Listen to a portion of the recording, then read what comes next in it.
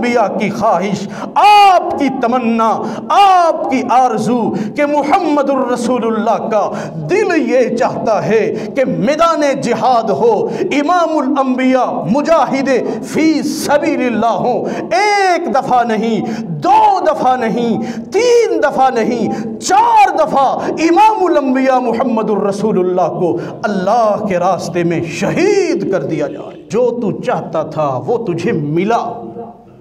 دنیا میں تجھے شہید کہا گیا،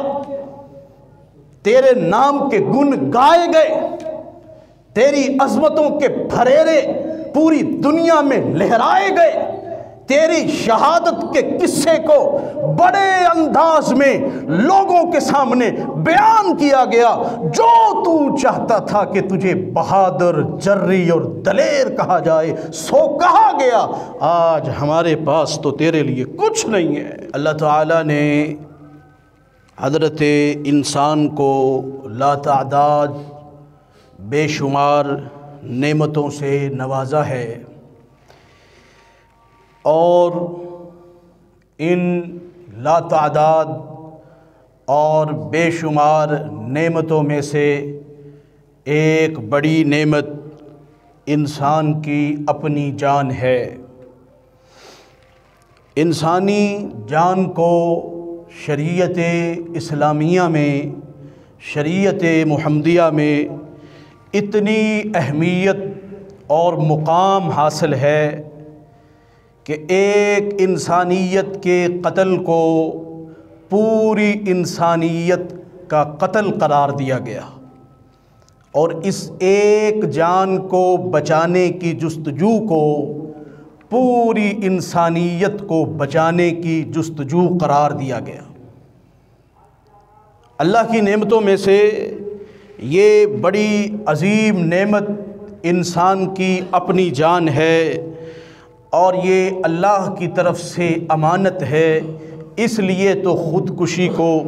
حرام قرار دیا گیا، اور اپنے آپ کو ہلاکت والے کاموں میں ڈالنے سے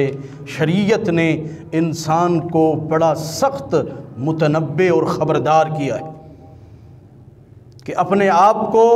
اپنی جان کو ہلاکت میں نہیں ڈالنا، بلکہ اس جان کی، اس جسم کی حفاظت کرنی ہے۔ لیکن ایک مسلمان اسی جان کو لے کر کے اعلاء کلمت اللہ کے لیے، مسلمانوں کی عزت، مسلمانوں کی آبرو کی حفاظت کے لیے اسی جان کو اللہ کے راستے میں اگر لٹا دیتا ہے تو وہ شریعت اسلامیہ میں شہید کہلاتا ہے۔ اور شہادت کا مرتبہ، شہادت کا مقام، شہادت کی عظمت،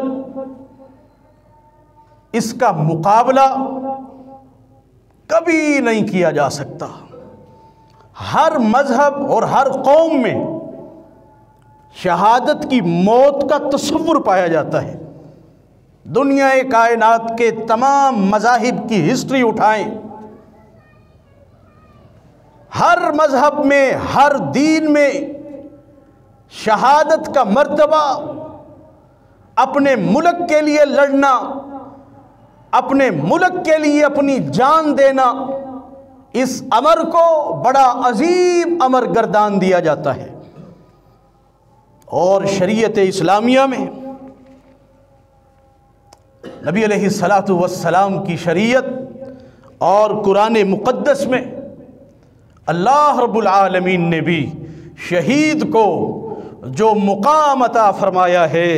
جو اس کی شان اور اس کی منزلت ہے، اس کا مقابلہ نہیں کیا جا سکتا، بلکہ اس کے لیے لوگ آہیں بھرتے ہیں کہ اللہ ہمیں شہادت کی موت سے ہمکنار فرما دے۔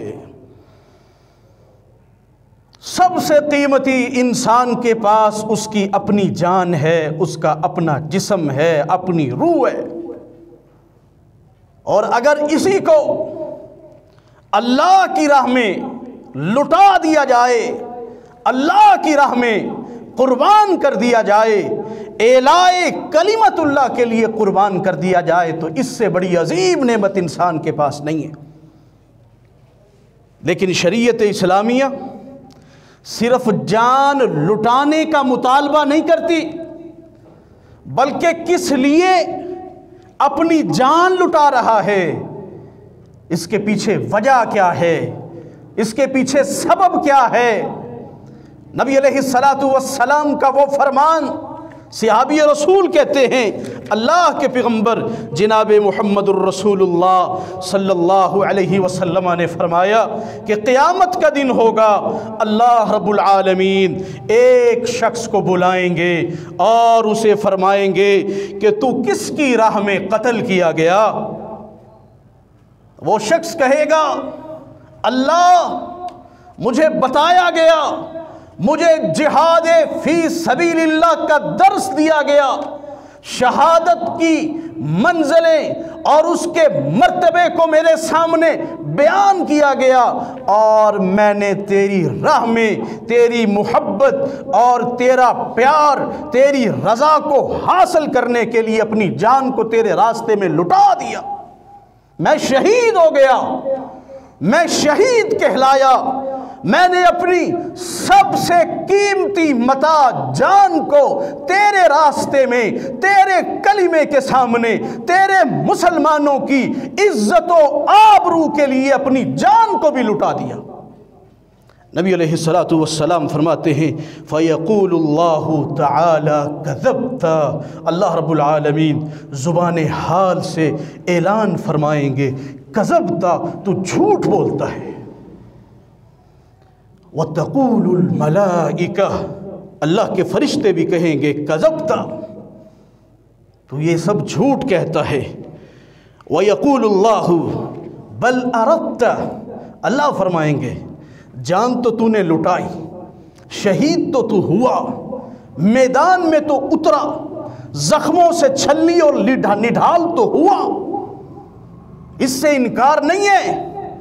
شہادت کے مرتبے پر اپنے آپ کو فائز تو کیا، اردت، لیکن تیرے دل کا ارادہ کیا تھا؟ ان یقال فلان جریٌ، تیری خواہش یہ تھی کہ تو اللہ کے راستے میں لڑے، میدان جہاد میں اترے، تیر و تلوار کی بارشوں میں جہاد فی سبیل اللہ کرتے ہوئے اپنی جان کو لٹا دے، لیکن تیرے دل کا ارادہ یہ ہے یقال ان یقال جری فلان، کہ تجھے بہادر، جری، نڈر اور دلیر کہا جائے۔ تیرے دل میں خواہش یہ تھی کہ لوگ تجھے شہید کہیں، لوگ تیرے گن گائیں، تیری شہادت کے عظیم قصے کو ضرب المثال بنا کے بیان کیا جائے۔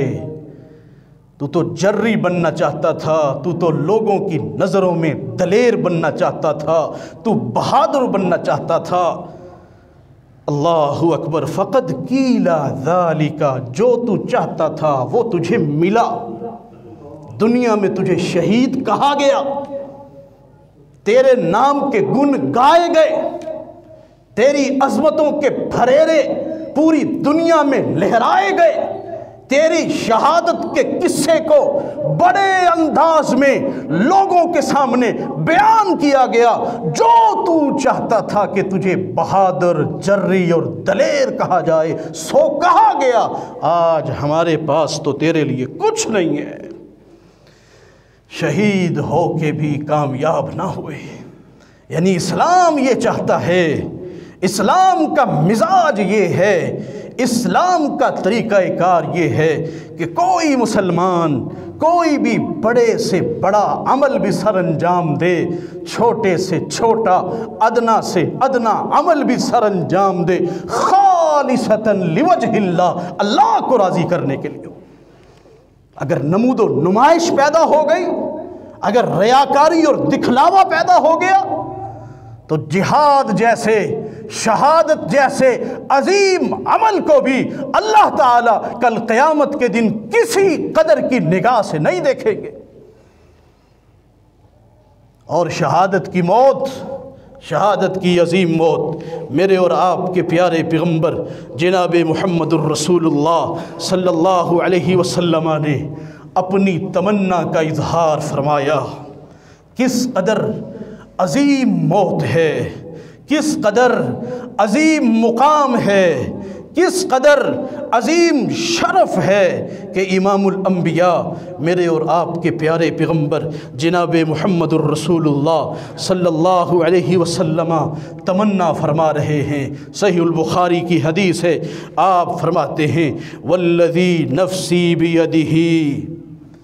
اس ذات کی قسم جس کے ہاتھ میں میری جان ہے، اگر مسلمانوں کے دلوں میں یہ رنج پیدا نہ ہوتا کہ میں انہیں چھوڑ کے چلا گیا ہوں، اگر مسلمانوں کے دلوں میں، اگر صحابہ کے دلوں میں یہ رنج پیدا نہ ہوتا کہ میں انہیں چھوڑ کے چلا گیا ہوں، میں ہر غزوے میں، ہر مارکے میں ضرور شرکت کرتا، ہر غزوے میں جا کے، ہر مارکے میں جا کے لڑتا، اور کہیں کاش محمد الرسول اللہ صلی اللہ علیہ وسلم کے پاس اتنی سواریاں آ جائیں، میرے پاس اتنی سواریاں میسر آ جائیں، میں اپنے تمام صحابہ کو ان سواریوں پر سوار کر کے چھوٹے سے چھوٹے غزوے اور مارکے میں جا کے لڑوں اور شہید ہو جاؤں،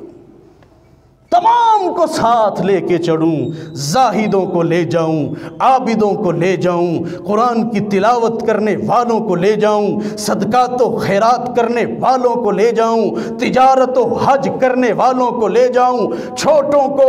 بڑوں کو، سب کو لے کر کے ہر غزوے کے اندر میں پہنچ جاتا اگر میرے پاس اتنی سواریاں موجود ہوتی۔ اور پھر امام الانبیاء اپنی خواہش کا اظہار فرماتے ہیں والذی نفسی بیدہ، اس ذات کی قسم ہے جس کے ہاتھ میں محمد الرسول اللہ صلی اللہ علیہ وسلم کی جان ہے، لوددت، میرا دل چاہتا ہے، لوددت، میری خواہش یہ ہے، لوددت، محمد الرسول اللہ کی تمنا یہ ہے، ان اقتل فی سبیل اللہ، کہ مجھے اللہ کے راستے میں میدان جہاد میں شہید کر دیا جائے، ثم احیا، پہلے شہید کیا جاؤں، ثم احیا، پھر زندہ کیا جاؤں، ثم اقتل، پھر شہید کیا جاؤں، ثم احیا، پھر زندہ کیا جاؤں، ثم اقتل، پھر شہید کیا جاؤں، ثم احیا، پھر زندہ کیا جاؤں، ثم اقتل، چوتھی مرتبہ، چوتھی مرتبہ۔ صحیح البخاری کے الفاظ ہیں، امام الانبیاء کی خواہش، آپ کی تمنا، آپ کی آرزو کہ محمد الرسول اللہ کا دل یہ چاہتا ہے کہ میدان جہاد ہو، امام الانبیاء مجاہد فی سبیل اللہ ہوں، ایک دفعہ نہیں، دو دفعہ نہیں، تین دفعہ نہیں، چار دفعہ امام الانبیاء محمد الرسول اللہ کو اللہ کے راستے میں شہید کر دیا جائے۔ اس قدر عظیم منصب، اس قدر عظیم مقام، اس قدر عظیم مرتبہ، فرمایا مجھے شہید کیا جائے، پھر زندہ کیا جائے، پھر شہید کیا جائے، پھر زندہ کیا جائے، پھر شہید کیا جائے، پھر زندہ کیا جائے، پھر شہید کیا جائے۔ اس کے بعد آقا نے نہیں فرمایا کہ مجھے زندہ بھی کیا جائے، نہیں، پھر شہید کر دیا جائے۔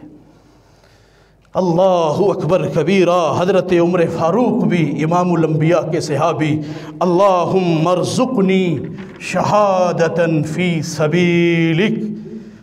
واجعل موتی فی بلد رسولک، اے اللہ شہادت کی موت دے اور مدینۃ الرسول، مدینۃ المنورہ میں عطا فرما دے۔ پہلے بیان ہو چکا ہے کس طرح حضرت عمر فاروق کی شہادت کی اس خواہش کو رب کائنات نے کامیابی سے ہمکنار فرمایا۔ مدینۃ الرسول میں، مسجد النبوی میں، ریاض الجنہ میں شہادت کے عظیم مقام پر فائز ہوتے ہیں سیدنا